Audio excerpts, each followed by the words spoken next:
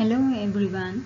Today we will talk about the behavioral neuroscience and its origins. That what are the origins of physiological psychology or behavioral neuroscience? Today we are talking about its first part.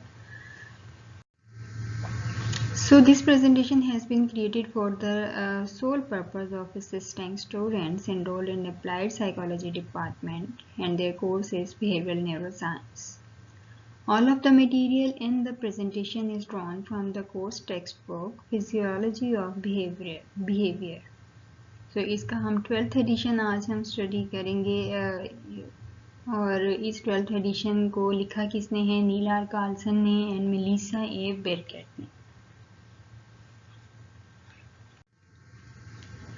So what are the plan for the day? Means हम इस regions में किन किन points को discuss करने वाले हैं. सो आज हम डिस्कस करेंगे इसकी फील्ड को, फिजियोलॉजिकल साइकोलॉजी की फील्ड को डिफाइन करेंगे. नेक्स्ट लेक्चर्स में हम इसकी हिस्ट्री को रिव्यू करेंगे और उसके बाद हम इसके साइंस के जो 4 लेवल्स हैं उनको डिस्कस करेंगे. So what are the important and basic definitions of behavioral neuroscience? So let's see. Definition of the field. Physiological psychology or behavioral neuroscience is the scientific study of the biological origins of behavior. It is the joining of both psychology and physiology that permits understanding of human behavior, either it is normal or abnormal.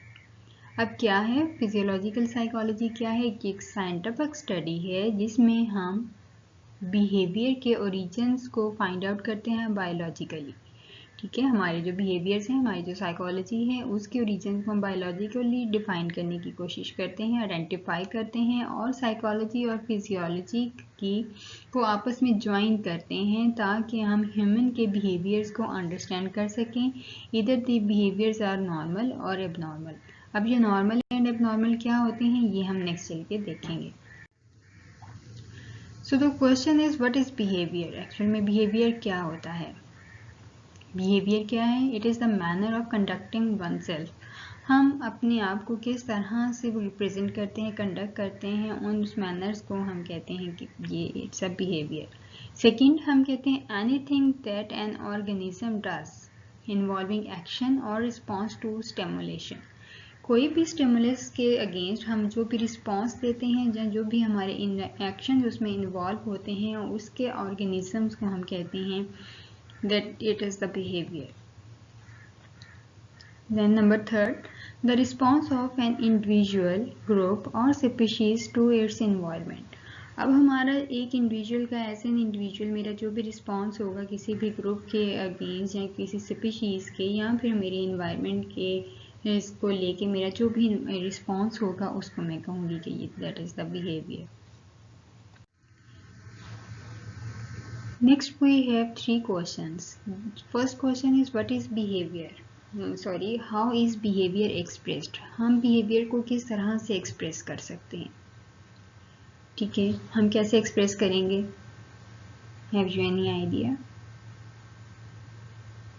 Well, can I see behavior? क्या मैं behavior को देख सकती हूँ? या फिर क्या हमारे behaviors के different domains होते हैं? बिहेवियर जस्ट एक ही तरह का नहीं होता, ये बहुत तरह के होते हैं. तो हमारे पास साइकोलॉजी में बिहेवियर, ह्यूमन बिहेवियर के 3 डोमेन्स हैं. तो वो 3 डोमेन्स कौन कौन से हैं? तो इन तीनों ही क्वेश्चंस के आंसर हम नेक्स्ट स्लाइड्स में देखते हैं कि क्या है. हाउ इज बिहेवियर एक्सप्रेस्ड, हम बिहेवियर को किस तरह से एक्सप्रेस कर सकते हैं, किस तरह से हम बिहेवियर्स को देख सकते हैं और इसके तीनों डोमेन्स कौन कौन से हैं. So they are acting something, they are doing something. So is this behavior? Yes, exactly, it's a behavior. The next is the girl is doing yoga. Is this behavior? Yes, it is behavior. It is a type of expressing our behavior. Sleeping is a behavior. Definitely it's also a behavior. So अब हमारे पास behaviours किस तरह के होते हैं. तो पहला हमारा बिहेवियर होता है cognitive behaviour. Cognitive behaviour means thinking, हम किस तरह से सोचते हैं, किस तरह से चीज़ों को परसीव करते हैं, किस तरह से चीज़ों को मेमोराइज करते हैं. So all that thing is cognitive behaviour. Okay, the first domain is cognitive behaviour like thinking. Second is affective behaviour. Affective behaviour क्या होते हैं? ये हमारी सारी फीलिंग्स होती हैं. सबसे पहले हम थिंक करते हैं, उसके बाद हमारी फीलिंग्स होती हैं, या पहले फीलिंग्स होती हैं देन हम थिंक करते हैं उस फिनोमिना को. सो ये हमारे जितने भी यहाँ पर फीलिंग्स दी हुई हैं जिनको हम एक्सप्रेस भी कर देते हैं अक्सर हमारे फेशियल एक्सप्रेशंस के थ्रू, तो गेस्चर्स और पोस्चर्स के थ्रू, तो ये हमारे सारे ये अफेक्टिव बिहेवियर होते हैं. इनको हम फीलिंग्स कहते हैं जो अफेक्ट करते हैं हम पे भी दूसरों पे भी. The next thing is psychomotor behaviour.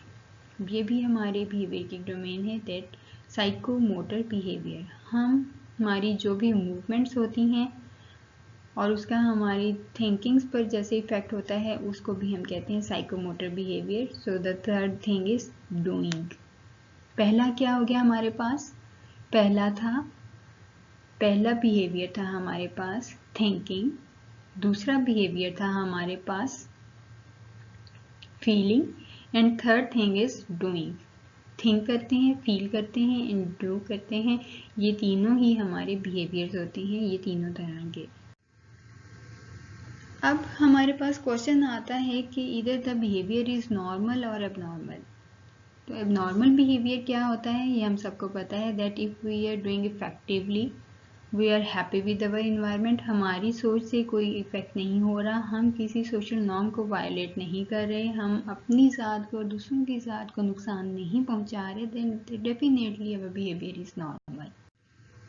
So what is abnormal behaviour? हम खुद को दूसरों से डिफरेंट शो कर लें, हम दूसरों की बात से हमेशा डिसएग्री करें. ठीक है, अगर फॉर एग्जांपल हम क्लास में सारे स्टूडेंट्स एक बात पर एग्री करते हैं और उनमें से एक स्टूडेंट उसके साथ स्ट्रांगली डिसएग्री करता है, तो that may be very much possible ये उसकी थिंकिंग्स हों या फीलिंग्स हों, लेकिन उसको थोड़ा सा बाकी लोग उसको नॉर्मल बिहेवियर में कंसीडर करते हैं. That what's the problem of that with that person, why she or he is not communicate with us, or he or she is not united with us. सो इस तरह की जो हमारे बिहेवियर्स होते हैं उनको हम अब नॉर्मल कंसीडर करते हैं, जिससे हम खुद अपनी ज़ात को नुकसान पहुंचाते हैं, दूसरों को भी नुकसान पहुंचाते हैं, हम सोशल नॉर्म्स को वायलेट कर देते हैं. तो इस तरह की अगर ये 4 डोमेन्स होते हैं, 4 Ds होते हैं हमारे अब नॉर्मल साइकोलॉजी में, अगर वो चारों Ds कंप्लीट हो जाएं तो हम उसको अब नॉर्मल बिहेवियर कह सकते हैं legally. Now the definition of the field, हम अगर इसकी डेफिनेशन को दोबारा से देखें, देन फिजियोलॉजिकल साइकोलॉजी और बायोलॉजिकल साइकोलॉजी और इधर behavioural neuroscience, it's a field of psychology. ये एक साइकोलॉजी की ऐसी फील्ड है that connects behaviour and mental processes to bodily processes and to the functions and actions of the brain. अब यहाँ पर हमें क्या बात समझ में आ रही है? ये साइकोलॉजी की एक ऐसी फील्ड है जो हमारे बिहेवियर्स को और मेंटल प्रोसेसेस को आपस में कनेक्ट करती है, ताकि हमारी बॉडी उसके अकॉर्डिंगली रिस्पॉन्स कर सके और फंक्शन कर सके, और हमारा ब्रेन जो है उसके उन एक्शंस या फंक्शंस के अकॉर्डिंगली एक्शंस ले सके. ठीक है, मतलब क्या हुआ? हमारा बिहेवियर और मेंटल प्रोसेस, मतलब मेंटल जो भी हमारी थिंकिंग्स होती हैं उनको आपस में कनेक्ट करती है साइकोलॉजी. और साइकोलॉजी में हम, क्योंकि हम बायोलॉजिकल साइकोलॉजी या न्यूरोलॉजिकल साइकोलॉजी की बात कर रहे हैं, तो इसमें जितने भी हमारे बॉडी प्रोसेस इन्वॉल्व होते हैं, तो डेफिनेटली वो बॉडी प्रोसेस सारी इंफॉर्मेशन हमारे ब्रेन तक लेके जाते हैं. देन ब्रेन हमें मैसेज सेंड बैक करता है that how we have to response according to that behaviour और सेंसेशन. कि ये सेंसेशंस भी हम नेक्स्ट आगे चल के पढ़ेंगे कि ये क्या होती हैं. कि साइकोलॉजी में हमारे बिहेवियर और मेंटल प्रोसेसेस होते हैं, और न्यूरो साइकोलॉजी में हमारे सारे बॉडीली प्रोसेसेस होते हैं, और हमारे फंक्शंस और एक्शंस होते हैं हमारे ब्रेन के. इन दोनों चीज़ों को हम आपस में रिलेट करके पढ़ते हैं हमारी बिहेवियरल न्यूरोसाइंस में या फिजियोलॉजिकल साइकोलॉजी में. So the brain in turn affects behavior and the mind. यहाँ पर अब क्या बात समझ में आई है, हमारा जो ब्रेन है इन टर्न इफेक्ट करता है हमारे बिहेवियर को भी और हमारे माइंड को भी.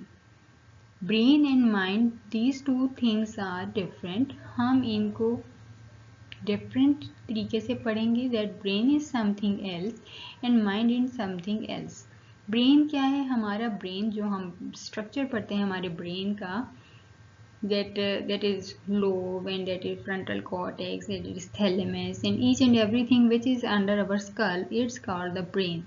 And mind is something else that no one can think about, that no one can experiment about that. Mind क्या है, हमारी सारी thinkings हैं. कोई भी नहीं जान सकता कि हमारे माइंड में क्या चल रहा है. हमारी थॉट्स, हमारी फीलिंग्स जो हम एक्सप्रेस नहीं कर पाते या हमारे अंदर ही चलती रहती हैं, वो सारी चीज़ें माइंड होती हैं. एंड ब्रेन इज जो इस सारी फंक्शनिंग में इन्वॉल्व होता है. न्यूरॉन्स का एक बंडल होता है उसमें और एक बेसिक स्ट्रक्चर होता है जो इन सारी चीज़ों को होल्ड करके रखता है. That is the brain.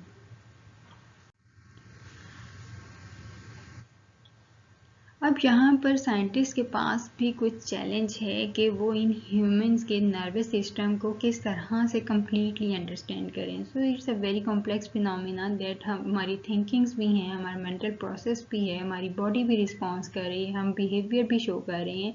So definitely it's a very complex phenomena. So that is the greatest challenge to be faced by scientists is the search for a complete understanding of the human nervous system. So it is the search for what makes us human. तो search क्या कर रहे हैं, that हमें human क्या चीज़ बनाती है. तो यहाँ पर एक बात जो आपने देखनी है, यहाँ पे सर्च का सिस्टम लिखा हुआ है, वर्ड लिखा हुआ है सर्च का, रिसर्च का नहीं लिखा. क्योंकि अभी हम सर्चिंग के प्रोसेस से ही नहीं उसको ही नहीं फाइंड आउट कर पा रहे कि ये ह्यूमन बिहेवियर का कॉम्प्लेक्स फिनोमिना है क्या. तो हम उस पर रिसर्च क्या करेंगे.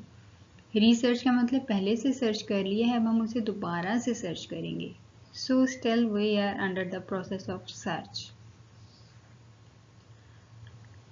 डेफिनेटली अगर कोई चीज़ सर्च हो चुकी हुई है कि ये वाला फिनोमिना इस तरह से वर्क करता है या माइंड प्रोसेस इस तरह से वर्क करता है, तो उसी के ऊपर दोबारा से रिसर्चेस तो हो रही हैं. आगे चल के हम इसकी ब्रीफ हिस्ट्री में भी देखेंगे कि रिसर्चेस उस पर अगेन एंड अगेन हुई हैं और उन फाइंडिंग्स को बहुत ज़्यादा फिर नैरो करके और प्रॉपर एक अंडरस्टैंडिंग वे में हमारे सामने रखा गया है कि इस तरह से हमारा ह्यूमन ब्रेन वर्क करता है. But still the complete understanding is under process. तो नेक्स्ट अगर हम इसमें बात करते हैं फिजियोलॉजी में, तो हमारे पास दो तरह की टर्म्स आती हैं. तो एक तो होती है dualism and second is the monism. Dualism के नाम से जाहिर है that there are two things in it and monism means one thing in this. Like कुछ है जो जस्ट वन थिंग को होल्ड कर रहा है और डुअलिज्म में कुछ है जो सिर्फ दो चीज़ों को होल्ड कर रहा है. So it's very clear from their names. So what is dualism? A belief that mind and the body are separate things. It holds that humans have a dual nature. Mind and body are distinct. Dualism में क्या कह रहे हैं, that body and mind are separate things. Mind that हमारी जो भी body है, हमारा उसमें brain भी आ जाता है, हमारी सारी body आ जाती है, ये एक और चीज़ है और हम जो भी think करते हैं और वो एक अलग system है. मीन्स इन दोनों का आपस में कोई कनेक्ट नहीं है. अगर हम कुछ सोच रहे हैं तो उसका हमारी बॉडी पर कोई इफेक्ट नहीं आता, ठीक है. और अगर हमारी बॉडी कोई मूवमेंट कर रही है तो उसका हमारी सोच पर कोई इफेक्ट नहीं आता. तो ये हमारे डुअलिज्म का कंसेप्ट है कि हमारे ह्यूमंस की दो तरह की नेचर होती है. एक उनका माइंड होता है और एक उनका बॉडी होती है. ये दोनों अलग अलग तरीके से वर्क करती हैं और अपना अपना काम करती हैं, एक दूसरे के काम में इंटरफेयर नहीं करती. तो that was the concept of dualism. Monism क्या कहते हैं? Monism, a belief all things are matter and energy and the mind is the product of working of the human nervous system. अब मोनिज्म का क्या कहना है कि सबसे पहले तो ये कहते हैं कि दुनिया में कोई चीज़ एग्जिस्ट नहीं करती rather than the universe, rather than the God. कि हमारे यूनिवर्स और गॉड ही है जो एक चीज़ है जो जिसके रिलेटेड सारा जो सिस्टम है वो वर्क कर रहा है, जो सब उसके सब फील्ड्स हैं जो उसके अंडर वर्क कर रही हैं, इधर दे आर ह्यूमंस और एनिमल्स और एनीथिंग एल्स। यहाँ पे कहते हैं कि जस्ट एक माइंड, जो हमारा माइंड है वो हमारा ह्यूमन नर्वस सिस्टम की जितनी भी वर्किंग होती है वो उसकी प्रोडक्शन है। हमारी जो भी थॉट्स हैं वो ह्यूमन नर्वस सिस्टम की वजह से ह्यूमन नर्वस सिस्टम की वजह से वो प्रोड्यूस होती हैं हमारी थॉट्स। अब इनमें बात जो समझने वाली है कि यहाँ पर ये कह रहे हैं कि बॉडी एंड माइंड जो है वो डिफरेंट नहीं है, they both are connected with each other. Excuse me. So it's a belief that it holds that only one type of nature exists, कि जस्ट एक ही नेचर टाइप है नेचर की जो एग्जिस्ट करती है, वो क्या है, mind and body are connected. Mind and body are connected, ये दोनों आपस में कनेक्ट हैं। तो डेफिनेटली बहुत सारे जो हमारे फिजियोलॉजिस्ट हैं या साइकोलॉजिस्ट हैं वो मोनिज्म पर ज़्यादा बिलीव करते हैं दैट कि बॉडी और माइंड जो है ये आपस में मिल के वर्क करते हैं, ये सेपरेट नहीं है, अलग अलग तरीके से वर्क नहीं करते। एक ह्यूमन की दो तरह की नेचर नहीं होती, एक ही नेचर होती है जिसमें उनके माइंड और बॉडी आपस में कनेक्टेड होते हैं। अब डुअलिज्म का कंसेप्ट किसने दिया और मोनिज्म का कंसेप्ट किसने दिया, ये हम नेक्स्ट इसकी हिस्ट्री में देखेंगे। So these are the basic two terms जिस पे हमारी हिस्ट्री चलती है, डुअलिज्म से स्टार्ट होती है और मोनिज्म पे ख़त्म होती है, और देन नेक्स्ट हमारे मॉडर्न कंसेप्ट्स आते हैं उसमें हिस्ट्री में। सो नेक्स्ट हमारे पास, अब जब हम डुअलिज्म एंड मोनिज्म में बात करते हैं तो हमारे पास कुछ टर्म्स भी सामने आती हैं कि एक्चुअली व्हाट आर वी, हम कौन हैं। इधर वी आर बॉडी और इधर वी आर माइंड। पहला क्वेश्चन आता है कि क्या हम एक बॉडी हैं। दूसरा क्वेश्चन जहन में आता है क्या हम माइंड हैं। और थर्ड में क्वेश्चन आता है दैट इधर वी आर स्पिरिट, क्या हम स्पिरिट हैं। So these are the main three things. अक्सर हम अगर अकेले बैठे तो सोचते हैं कि हम कौन हैं, लाइक बेसिक क्वेश्चन है ना, हम खुद से पूछते हैं हम कौन हैं। तो पहले पूछा साइंटिस्ट या फिजियोलॉजिस्ट आपस में एक दूसरे से क्वेश्चन पूछते थे आपस में या खुद से, क्या हम बॉडी हैं, क्या हम माइंड हैं, या हम स्पिरिट हैं। सो इसी को लेके उन्होंने अपनी रिसर्चेस की और कुछ हमारे लिए हिस्ट्री डेवलप की। So for many years scientist have studied the body. बहुत सालों तक साइंटिस्ट ने बॉडी को स्टडी किया। And later we study the mind. अब यहाँ पर पिक्चर में आपको ये थोड़ा सा अलग अलग करके दिखाया है कि पहले ज़माने में कहा गया कि हम जस्ट बॉडी हैं, देन लेटर बाद में कुछ स्टडीज़ की गई, उन्होंने कहा no do is that we are mind. Body का इससे कोई लिंक नहीं है, दैट वी आर माइंड। जो भी करते हैं अपने माइंड से रिलेटेड ही करते हैं। सो अगर हम देखें तो ये दोनों चीज़ें अलग अलग तरीके से तो वर्क करती नहीं। सो साइंटिस्ट ने दोबारा से सर्च की और इन दोनों को आपस में कनेक्ट किया। So now we are studying how they relate to each other. अब हम क्या स्टडी करते हैं कि ये दोनों आपस में किस तरह से रिलेट कर रही हैं, our mind and our body. अब हम ब्रेन एंड बिहेवियर को तीन तरह से आपस में रिलेट करते हैं। वो relate brain and behaviour in three ways. First is somatic intervention, second is behavioural intervention and third is correlation. अब ये तीनों कौन से वेज हैं, so let's see. Somatic intervention कहती है that is here is the intervention and here is the behavioural changes and this column. Intervention में कह रहे हैं इंजेक्ट अ हार्मोन। सोमेटिक है मीन्स कोई भी हमारी जो भी बॉडी के अंदर जो भी वर्किंग हो रही है उसको हम देखते हैं कि उसका हमारे बिहेवियर पर किस तरह से इफेक्ट आता है। अगर हम कोई भी हार्मोन हमारी बॉडी में इंजेक्ट करते हैं then definitely change in mating behaviour. अगर वो हार्मोन मेटिंग से रिलेटेड है और उस हार्मोन को हम इंजेक्ट करते हैं तो वो हमारे मेटिंग बिहेवियर को चेंज कर देगा। देन स्टिमुलेट ब्रेन रीजन्स, हम ब्रेन के किसी रीजन को स्टिमुलेट करते हैं तो उसका इफेक्ट कहाँ पर आएगा, हमारी मोटर मूवमेंट पे आएगा। ब्रेन रीजन को स्टिमुलेट अब किस तरह से किया जा सकता है, थ्रू सर्जरी भी कर सकते हैं और थ्रू एक्सीडेंट भी हो सकता है। अगर थ्रू एक्सीडेंट ब्रेन का कोई भी रीजन स्टिमुलेट हो जाता है या इंजर्ड हो जाता है, फ्रैक्चर्ड हो जाता है, तो उससे हमारी मोटर मूवमेंट भी इफेक्ट हो सकती है। अगर उसने उस स्पेसिफिक एरिया को हिट किया है एक्सीडेंट ने, जो हमारी मोटर मूवमेंट्स को कंट्रोल कर रहा है, तो डेफिनेटली हमारी मोटर मूवमेंट्स जो हैं वो पैरालाइज्ड हो जाएंगी। और अगर हम सर्जरी कर रहे हैं तो उसमें भी हम उस ब्रेन रीजन को स्टिमुलेट करते हैं, तो उससे हमारी मोटर मूवमेंट्स ठीक भी हो सकती हैं और वेरी मच पॉसिबल कि कुछ फिजिकल एक्सरसाइजेस के बाद वो मोटर मूवमेंट्स ठीक हो जाएं। So that is the somatic intervention. Then create lesions in the brain. अब क्या होता है, हम ब्रेन्स की कुछ सर्जरी कर लेते हैं या कुछ पार्ट्स को रिमूव करके देख लेते हैं कि उससे हमारे जो बिहेवियरल डेफिसिट्स हैं वो किस तरह से कवर अप हो सकते हैं या कौन से बिहेवियरल डेफिसिट्स सामने आते हैं।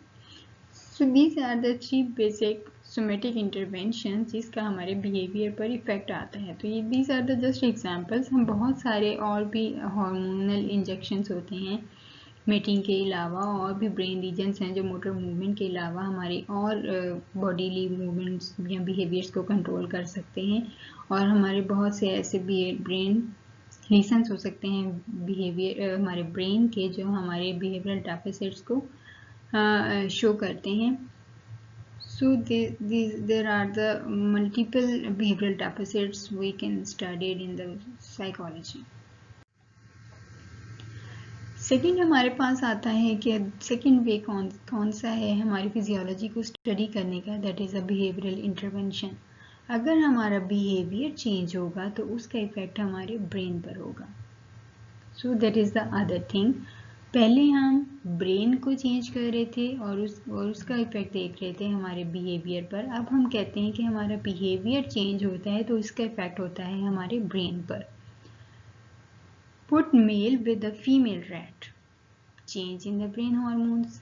ठीक है, जब दो अपोजिट सेक्स आपस में जेंडर जो हैं वो आपस में एक दूसरे के सामने आएंगे तो उनके ब्रेन के हार्मोनल में चेंजेस तो आएंगी डेफिनेटली, तो उनका ब्रेन इफेक्ट होगा। प्रेजेंट ऑफ विजुअल स्टिमुलस, अगर हमारे सामने अचानक से कोई चीज़ आ जाती है या हम अपने सोचों में जा रहे हैं और कुछ विजुअल स्टिमुलस या कोई साइकिल या फिर कोई बाइक, ट्रेन, एरोप्लेन, एनीथिंग, कोई भी विजुअल स्टिमुलस हमारे सामने आता है तो हमारे न्यूरॉन्स फायर करते हैं। सडनली उनमें फायरिंग स्टार्ट होती है ताकि हम उस ऑब्जेक्ट को परसीव कर सकें, वो कितना दूर है, कितना पास है, उसकी आवाज़ कितनी है, हल्की है, धीमी है, ऊंची है, क्या वो हमारे पास तो नहीं आ रहा, हमें हिट तो नहीं कर रहा। तो ये सारे जो भी हमारे उस विजुअल स्टिमुलस की वजह से जो चेंजिंग्स आती हैं उसकी वजह से न्यूरॉन फायर करते हैं हमारे डिफरेंट सेंसेस के थ्रू, उससे भी ये भी डेफिनेटली हमारा ब्रेन इफेक्ट होता है। अगर हम किसी को कोई ट्रेनिंग दे रहे हैं, we will give training, then it will change in brain structures, तो उससे भी हमारे ब्रेन का स्ट्रक्चर चेंज होता है। सो गिविंग ट्रेनिंग मीन्स हम किसी पर्सन को ट्रेन कर रहे हैं किसी स्पेसिफिक बिहेवियर को परफॉर्म करने के लिए, तो उससे भी उनके ब्रेन का जो स्ट्रक्चर है वो चेंज होता है। स्ट्रक्चर कैसे चेंज हो सकता है, क्योंकि उसमें जो न्यूरॉन्स का एक पाथवे होता है वो डेवलप हो जाता है। तो डेफिनेटली जब वो पाथ डेवलप होगा, न्यूरॉन्स की आपस में बॉन्डिंग होगी, वो एक प्रॉपर कनेक्शन बनाएंगे आपस में, और ताकि नेक्स्ट हम जब भी इस तरह की ट्रेनिंग या उस पर्सन को देखें तो हमारे जहन में फ़ौरन से वो सारी ट्रेनिंग आ जाती है, क्योंकि वो एक प्रॉपर पाथवे बिल्ड हो चुका होता है हमारे ब्रेन में, हमारी बॉडी में। तो इससे हम कहते हैं कि ब्रेन का स्ट्रक्चर चेंज हो जाता है। स्ट्रक्चर चेंज हो जाना ये नहीं है कि आपका ब्रेन अगर छोटा है तो वो बड़ा हो जाएगा, सचेज ऐसा कुछ नहीं होता। न्यूरॉन्स ऑलरेडी होते हैं, उनके आपस में पाथवेज डेवलप हो जाते हैं। नेक्स्ट हम बात करते हैं कि कोरिलेशन है, मतलब सोमेटिक बिहेवियर को भी चेंज कर सकता है और बिहेवियर सोमेटिक को चेंज कर सकता है। कौन किसको चेंज कर रहे हैं हम इसको क्लियरली आइडेंटिफाई नहीं कर सकते कि ऐसा क्या होता है। अब हम कहते हैं कि ब्रेन साइज की वजह से लर्निंग स्कोर्स हम डेवलप करते हैं। लेकिन कुछ ये भी कहते हैं कि नहीं, लर्निंग स्कोर्स बताते हैं कि हमारा ब्रेन साइज क्या है। सो these two things are interrelated. हम प्रॉपर डायरेक्शन नहीं बता सकते that either brain size is affecting the learning scores or learning scores affect the brain size. Both are related with each other. Next is hormonal level की वजह से mating activity होती है या मेटिंग एक्टिविटी की वजह से हार्मोनल लेवल चेंज होता है। So we can not clearly identify that, so these two things are also correlated with each other. दोनों एक दूसरे को कहीं ना कहीं इफेक्ट कर रही होती हैं। So it depends upon the human to human, it varies. In large cerebral ventricles, अगर हमारे सेरिब्रल वेंट्रिकल्स इनलार्ज होंगे तो हमारे अंदर शिज़ोफ्रेनिक सिम्टम्स होंगी, या फिर शिज़ोफ्रेनिक सिम्टम्स आने की वजह से हमारा सेरिब्रल वेंट्रिकल्स जो हैं वो इनलार्ज हो जाते हैं। So these two things are also correlated, means cerebral ventricles already enlarge हैं, उसकी वजह से शिज़ोफ्रेनिक सिम्टम्स आ रही हैं, या फिर शिज़ोफ्रेनिक सिम्टम्स आने के बाद आपका सेरिब्रल वेंट्रिकल्स जो हैं वो इनलार्ज हो गई हैं। अब ये सेरिब्रल वेंट्रिकल्स क्या होते हैं, ये हम ब्रेन के स्ट्रक्चर में स्टडी करेंगे। सो यहाँ तक था हमारा लेक्चर। अब हम नेक्स्ट में हम देखेंगे कि वो कौन कौन से पर्सपेक्टिव्स हैं जिससे हम हमारे ब्रेन और मेंटल प्रोसेसेस को अच्छे से अंडरस्टैंड कर सकते हैं और उसके डिफरेंट लेवल्स को केयरफुली रीड करेंगे हम। अब वो कौन कौन से लेवल्स हैं, description of behaviour, evolution of behaviour, development of behaviour, mechanisms of behaviour and applications of biopsychology to behaviour. So these 5 perspectives we will study in our very next lecture or part 2.